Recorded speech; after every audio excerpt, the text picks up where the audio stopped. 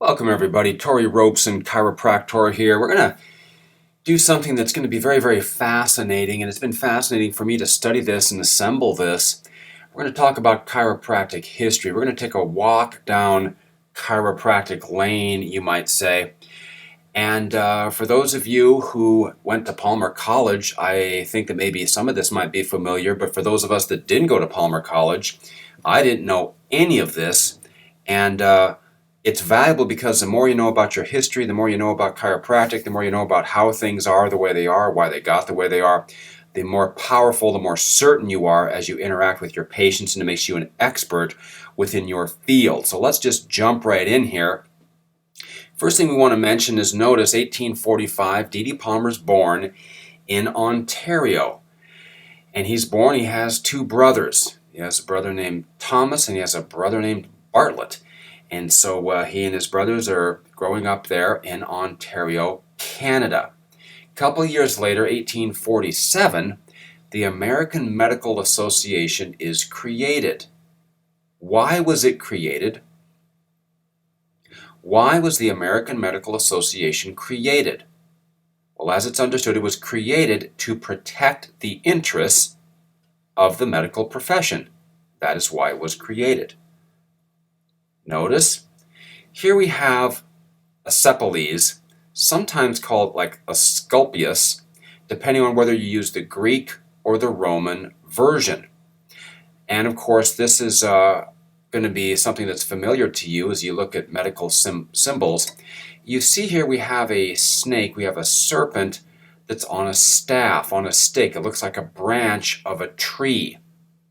Last time I heard a story about a serpent in a tree, people were deceived. And in fact, the fall of mankind soon followed. Very interesting. This is called the caduceus. What this is on the very top, it's actually a light. And you see the angel's wings. Angel of light, the light bearer. Notice the two serpents, the two-headed serpent. What we see here, this is a symbol of Satan himself.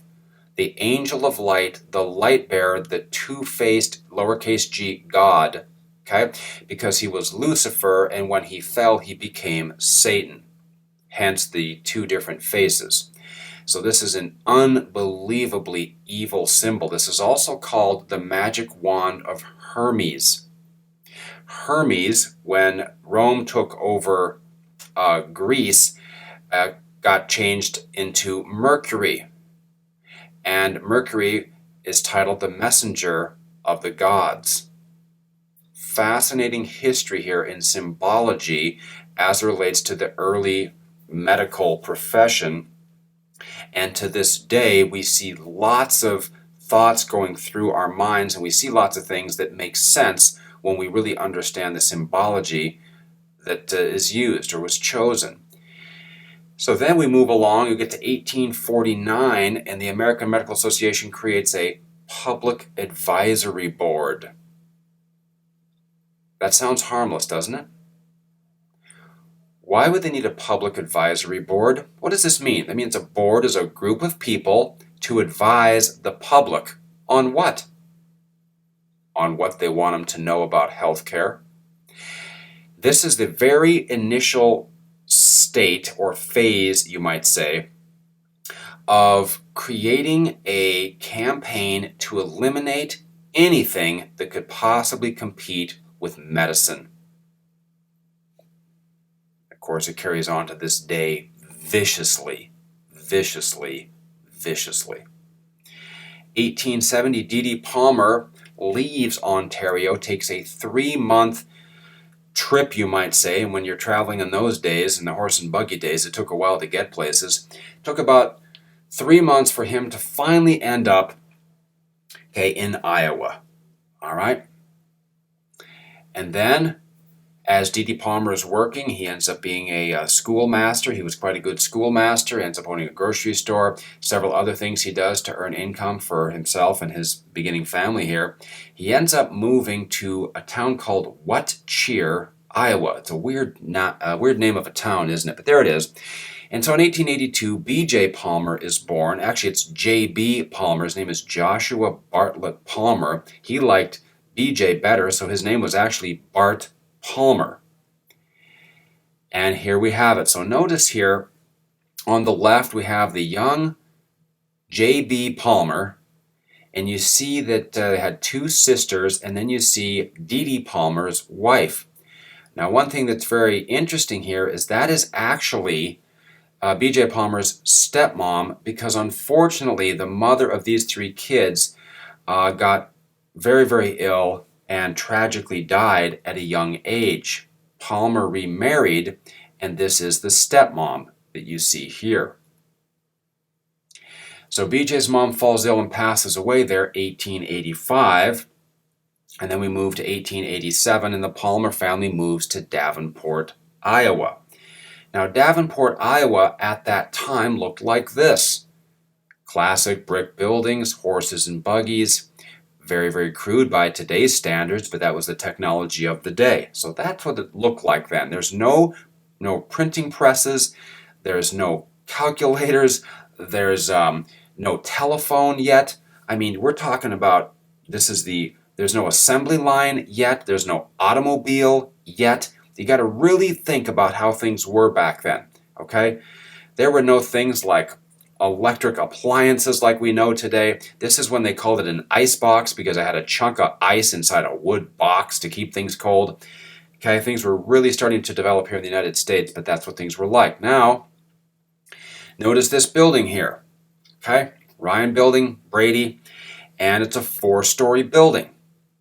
This is where Dede Palmer set up shop in the top floor of this building. Now, he learned and was inspired by a guy by the name of Castor. He was a magnetic healer, meaning basically you put your hands on people, one hand on one point of the body, one hand on another point, and you would try to have your body's current go through your patient to help heal them or improve their health or whatever the situation may be. Now, of course, it wasn't a miracle cure for everyone, but it did help a lot of people. Castor helped a lot of people, and then ultimately Dede Palmer helped a lot of people and built quite a following on the top floor of this building in Davenport, Iowa. In fact, as he started to turn into chiropractic, which we'll get to in a second, here's what it said right on the glass: Palmer's Chiropractic Cure and Infirmary. Fascinating. And then this was the reception room. Now, by today's standards, it looks kind of dark and kind of whatever, but this was elaborate in its day. Fine carpets, you see the tapestries, you see the wall furnishings, of course, the benches or couches you want to hang out on while you wait. And then, of course, if you look there, and it's kind of hard to see, but it'll say Dr. Palmer's, okay, whatever, on the door there, heading back into the offices area. So here we have now this story. We get to 1895, Dede Palmer, and we have the Harvey Lillard story, which most people are aware of in chiropractic, but I'm going to recap it a little bit differently. Here we are. This is Harvey Lillard's testimonial. We've often seen the story of Harvey Lillard in books or as told by whoever else, but here is actually his testimonial. Of course, we got Harvey Lillard on the left here, 1906, when the picture was taken, but here's the testimonial from 1897.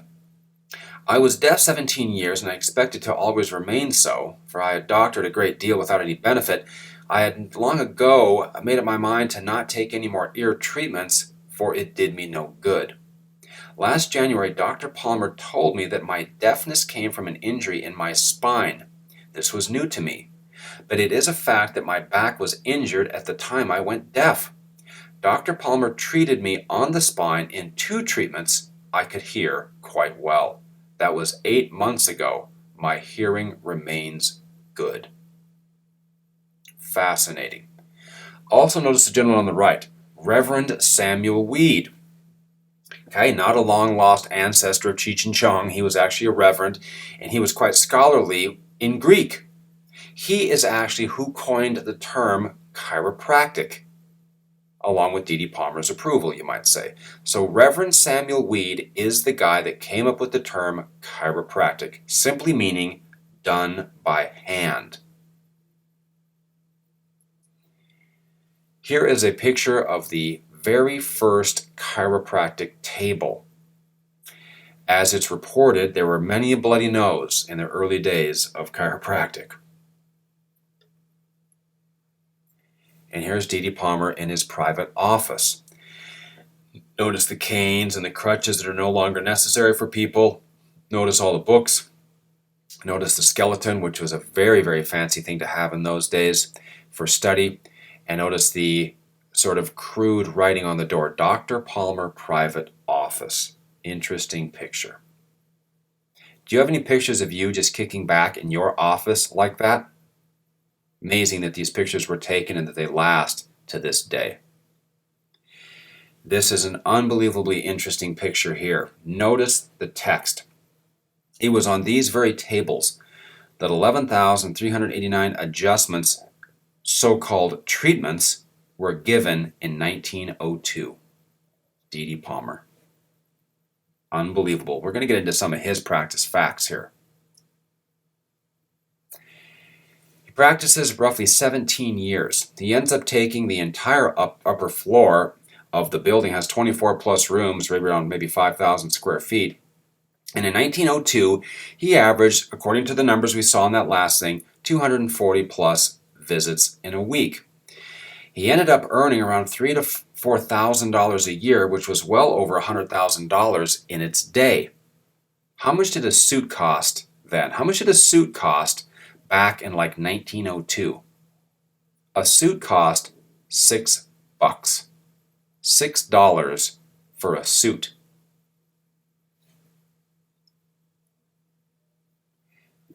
Dede Palmer did not practice in the morning.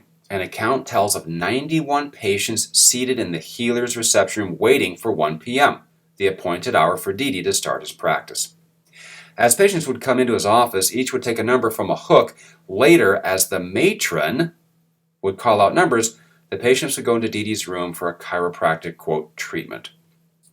The patients were in the treatment room for only a brief period of time, usually about half a minute. This would indicate that Palmer no longer practiced magnetic healing. His charges were $10 a week for treatments. If continuing services were needed, charges were $5 a week. What do we learn here? Okay, well, he only practiced in the afternoon. And notice, he had a treatment time of approximately 30 seconds. What do we learn from that? The entire profession of chiropractic was built and created and exists today because of one person who had a 30-second treatment time. Why would you need more? Notice the cost, $10 a week. This was expensive. If a suit was $6 and it cost $10 a week, you're talking about $4, $5, $6, $7, maybe even $800 a month for chiropractic care. And then as care continued, it was maybe a few $100 a month. Fantastic. And as he was doing well, he ended up splurging, and he had this custom surrey made. We might call it a wagon or a cart or whatever, but it's called a surrey. And he got a pair of matching pinto ponies named Nip and Tuck. And he would tool around town. You see him in the back seat there with his hat and beard. He would tool around town with his fine ponies. And it made quite a spectacle. Dr. Palmer and his fine surrey with his fine matching ponies. Nothing's changed, has it? People like to drive around and show off their wheels. Exactly the same then, exactly the same now. And does it matter what a chiropractor drives? Of course it does. You are judged for sure by what you drive, whether you like it or not. It's the way people are, and embrace it. Don't try to argue against it because you'll never win. It's the way people are.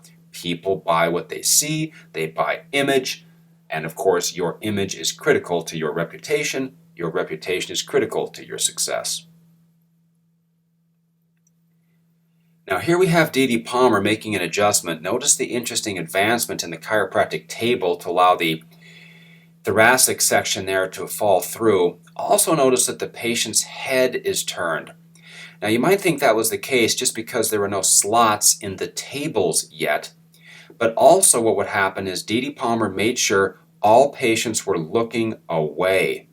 He never wanted anyone to see what he was doing for fear that they would steal his new discovery. In fact, a story goes that there was a mirror in one of the rooms and a patient was caught by him looking in the mirror while he was adjusting, and when they left, the mirror was smashed to pieces and never was there a mirror again in the room. He never wanted anybody to see what he was doing. But then guess what happened? Leroy Baker here, Dede's first student. How did he become Dede's first student? With whom Dede decided to share his knowledge of chiropractic after Dede was involved in a near-fatal accident. Dede Palmer's in a near-fatal accident and realizes, whoa, I better teach some people this so that this discovery doesn't go unperpetuated. Okay, he made a very smart observation, said, whoa. So he started to teach Leroy Baker. And here we have Dede's second student, who we might call the very first graduate of the Palmer School of Chiropractic, which is basically a few people in a room on the top floor of that building. But what do we learn from this business card? This is fascinating. Here we got William Seeley, MD, DC. Very first graduate, Palmer School of Chiropractic, is an MD. Notice the hours, 9 to noon, 1:30 to 5, and back in the office from 7 to 8 p.m. Evenings and Sundays by appointment. Notice that the regular work week was Monday through Saturday. Fascinating, isn't it? Picture on the business card. Graduate of the Palmer School of Chiropractic Everett, the Fountainhead, the Mother School. A little bit of a promotion element. Notice it says over, must be promotional material on the back of the card. A very smart business card for its day. Nothing has changed. You want a picture on your card with a great picture. You want information on there so people look at your card. It is a promotional piece for you always. What do we have happening here? We've got a chiropractor here who's in prison. They're in prison for practicing medicine without a license. Back in these days, there were around 12,000 chiropractors, 15,000 imprisonments. And the reason why is because chiropractic graduates were being pumped out, you might say, faster than state regulations and licensing could keep up. States didn't know what to do. They tried to classify it under medicine. It's not really medicine, so they put him in prison for practicing medicine without a license. But isn't it interesting? This guy is in prison doing the very thing he's put in prison for. Isn't that unbelievable? And then look at this. Here's his patients. We want our doctor. We need our doctor. We want our doctor. They're out there picketing because they want their chiropractor let out of prison. If you were put in prison today, how many patients would stand out there and picket for you or for me? It was a different day.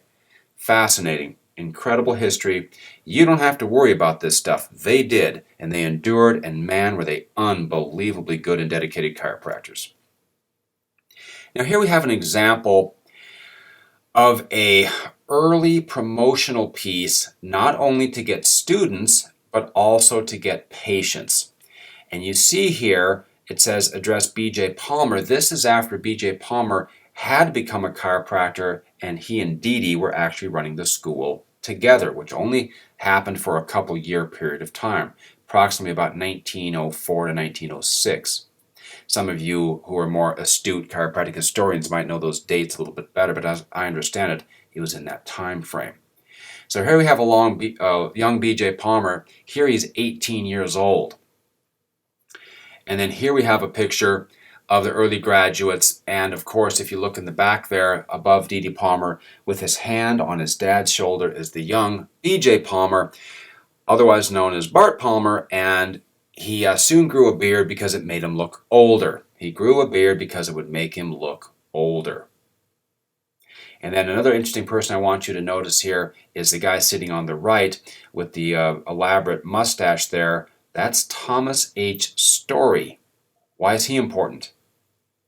Because he invented the Bifid headpiece for chiropractic. So you and I and every chiropractor in the world today benefits from the invention of Thomas Story, the inventor of the split headpiece to make it more comfortable for patients.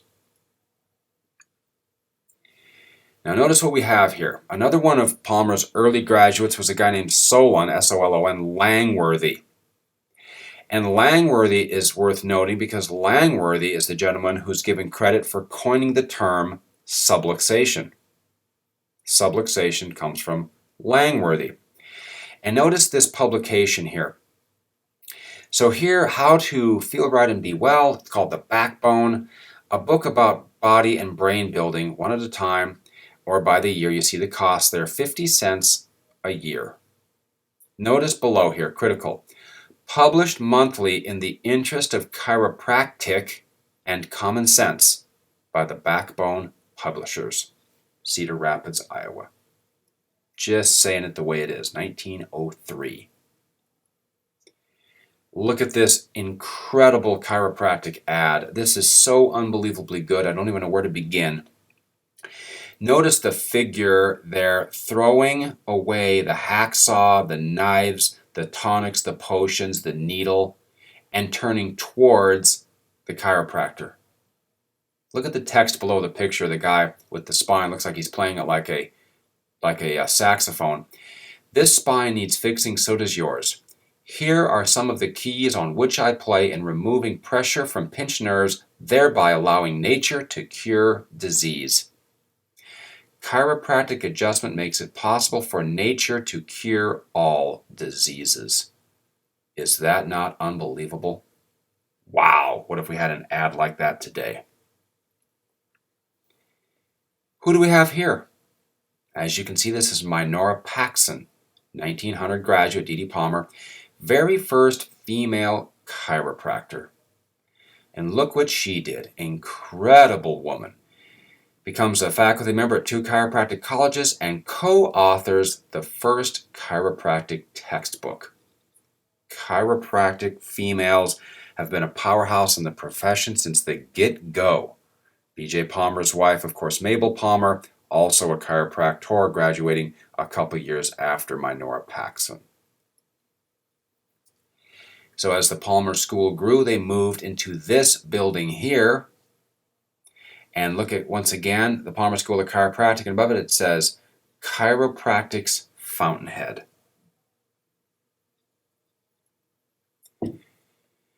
Notice this. This is a receipt for paying $255 for tuition to attend the Palmer School of Chiropractic.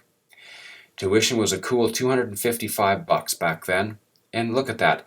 BJ's Palmer picture is on the receipt. Have you ever had a receipt book made with your picture on it?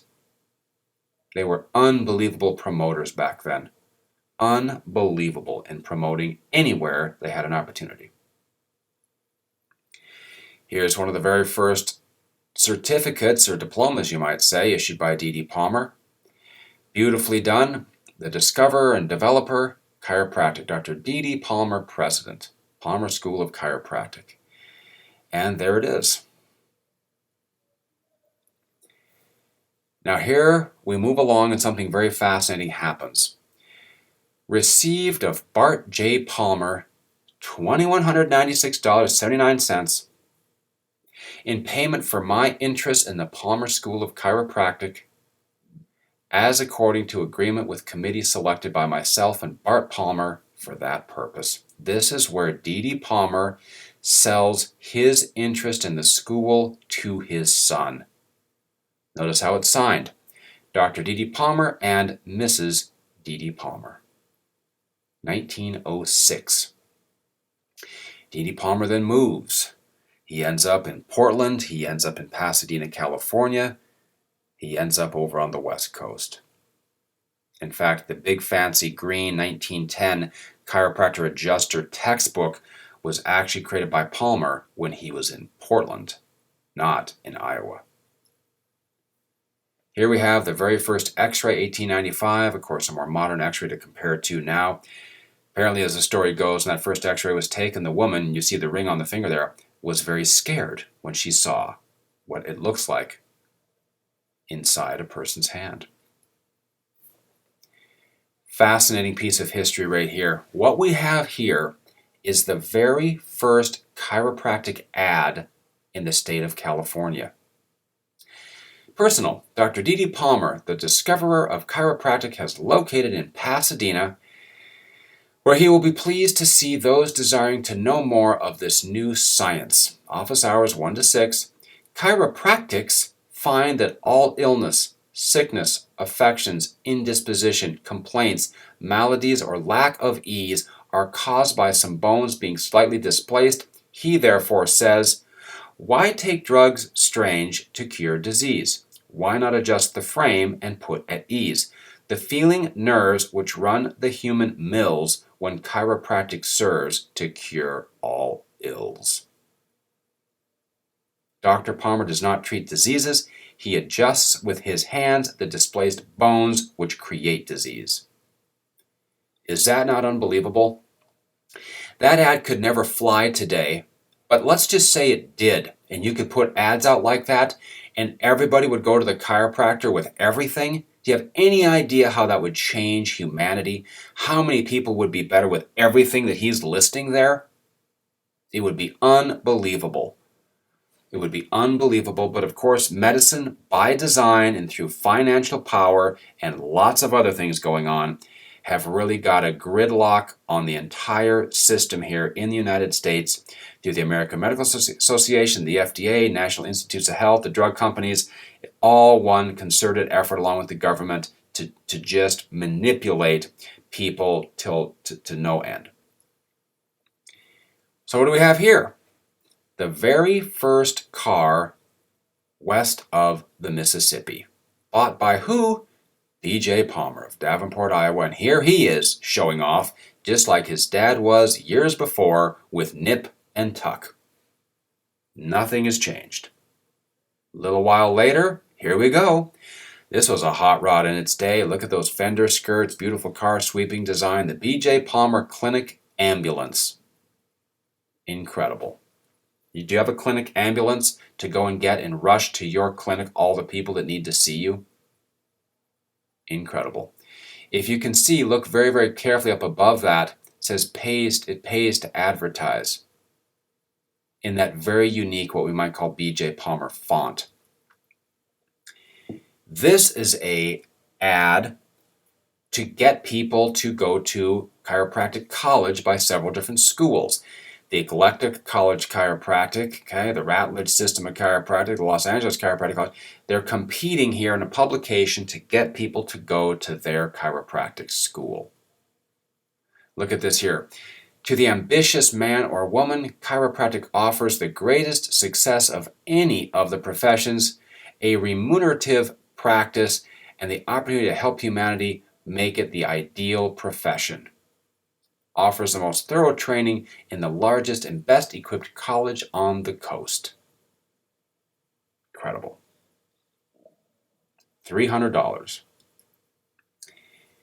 Now, we love to use our imagination, and here is some imagination used in chiropractic technique.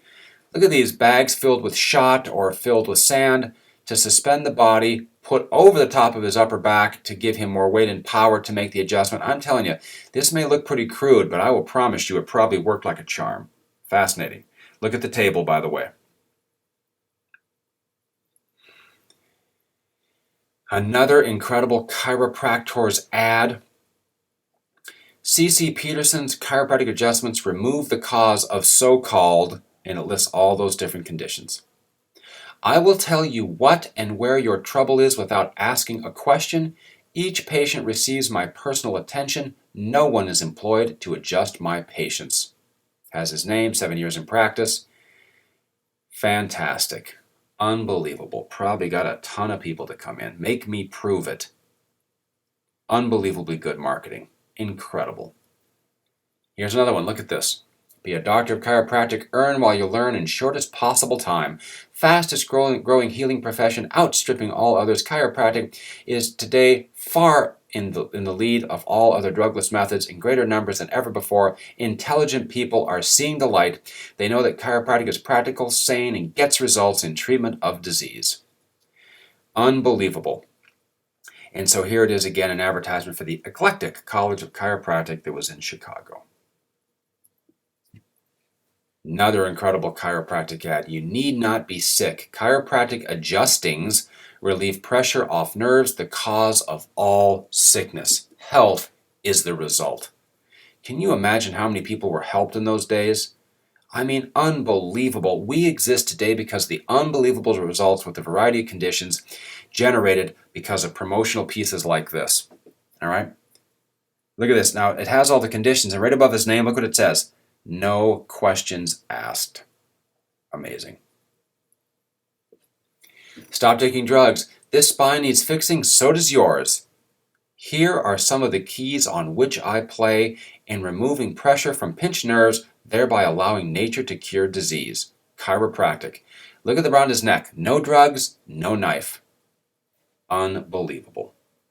Look at how they spell it out with the K's. Chiropractic. Beautiful. So, we cruise along here. Unfortunately, Dede Palmer ends up passing away of typhoid in Los Angeles. And the chiropractic profession then carries on. And in fact, here is another incredible advertisement in 1903 by B.J. Palmer. Unbelievable. Look at the tree that's drawing up nutrients from the roots going to all the branches, and then over to the right, the brain and the spinal cord going down to organs and parts of the body. Look at the incredible diagrams showing, quote, pinched nerves. Look at the wonderful language and what we would call copywriting. Okay, this is an incredible chiropractic ad right here. There isn't a chiropractor today that can make an ad that good. Look at this here. Here's the very first letterhead for the Palmer School. Notice, of course, it's got a great diagram of the vertebra. All right, and of course the writing. Now, what this happens to be is a letter, and this is fascinating if you can read this. This is a letter to a guy that Dede Palmer is mad at for not proofreading some promotional stuff before he ran it. And this is big, big, big, big money back in those days. Look at this. I addressed my criticism to your father because the ad man is his name. You say that you contracted for $2,000 of ad, the first of which was the full page, and never looked over the proof. I have done many very foolish things in my life, but I never done such a foolish thing as placing an ad in a paper and never look over the proof. He's ripping on the guy. But notice at the bottom, trusting that my criticisms have not given any offense, for none was intended, I remain your well-wisher. Incredible. It was just a piece of letterhead with a letter to the guy in Des Moines, ripping on him for not proofreading advertisements and promotions. Unbelievable.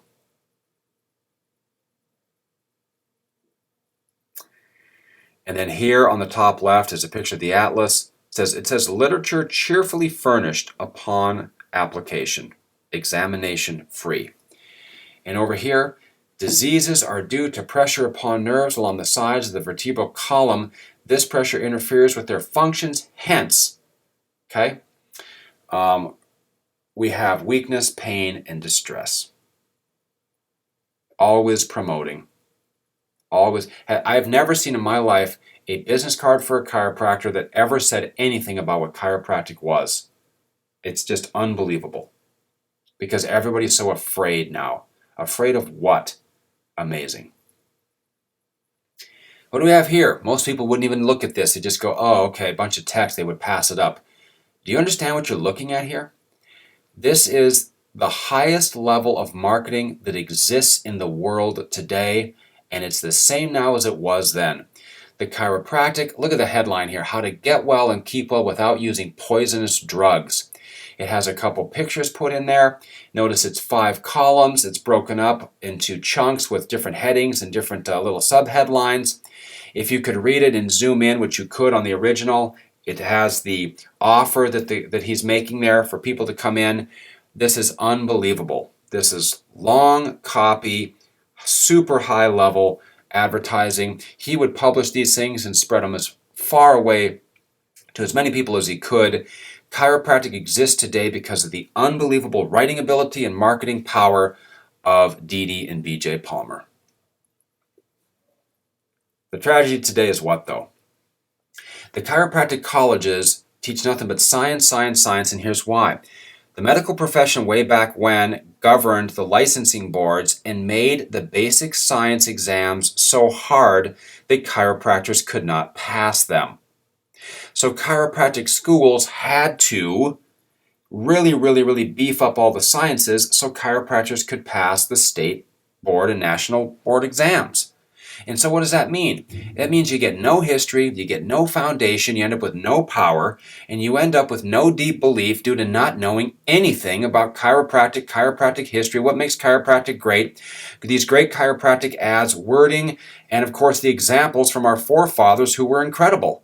So we sit here and today we have chiropractic graduates all over the place whose brains are completely void, completely empty, and don't know anything really about chiropractic, what chiropractic really is, what it really does, how it really works, how powerful it really is. And of course we have running rampant in the profession today everything but chiropractic, even though the public is dying for real chiropractic. Are you going to be a real chiropractor? Are you going to be a chiropractic graduate running around wasting your time and embarrassing yourself doing everything but chiropractic? So here we have the chiropractor today with weak confidence. And believe me, I have my finger on the pulse of chiropractic. I don't have to tell you watching this that I do, but I'll mention it again. I talk to 100 plus chiropractors every week, 5,000-6,000 calls a year. Teach all the events I have every year, all the CD sets, the DVD sets, the emails, the text messages, the webinars, the Skypes, all of this stuff. I know exactly what's going on in chiropractic. I know the pulse of chiropractic, and I'm going to tell you right now, chiropractors are weak and they have no confidence because they came out of a school that didn't teach them anything that mattered to really make them successful.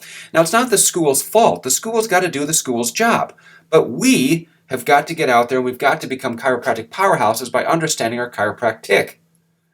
So many chiropractors out there actually make it on luck. They go back to where their family is or their friends are. They got people coming in, or because they're good looking, or because their communication skill, whatever. They make it on whatever, versus just a real deep rooted belief in chiropractic and being able to communicate it well and get people to come in. So we want to have some luck, sure. We want our environment to be an advantage, but we want to, have an incredible belief in chiropractic, know the incredible history of chiropractic, have a powerful foundation of chiropractic. So when we talk to people, man, we've got authority and people will listen to us. So chiropractic history, plus great technique, plus confidence, plus communication skill. What do we learn from Warren Buffett? I'm as successful as I am today because I can persuade people. Communication skill. Our ability to promote incredible procedures in the office, plus a great team, plus a great office to see people, plus all the things we have here in the coaching that we do equals massive success for the chiropractor. Now, much of this, of what we did here today, basically what we did is we went from 1845, Dede Palmer being born, up until Dede Palmer's death, with a couple of other pictures in there just for fun. Now, there's a lot more to go from this, but on this particular presentation, that's the time frame that we're covering. Now, a lot of this material, we have to give credit. We got to have credit due where credit's due, and much of this came from this wonderful publication here by Keating, Cleveland, and Menke. All right, and also from this incredible book here, Chiropractic and Illustrated History, and you see the authors there, and I highly recommend every chiropractor have this book. It is unbelievable and unbelievably fun to go through. And the more you know about chiropractic, I am telling you, the more powerful you will become as a chiropractor and as a human being within your profession. I hope that you've enjoyed watching this as much as I've enjoyed making it. Share this with chiropractic friends. Share, of course, what we do here in our coaching with your chiropractic friends. The more success and increase you bring to others, the more success and increase you will ultimately bring to yourself. Thank you.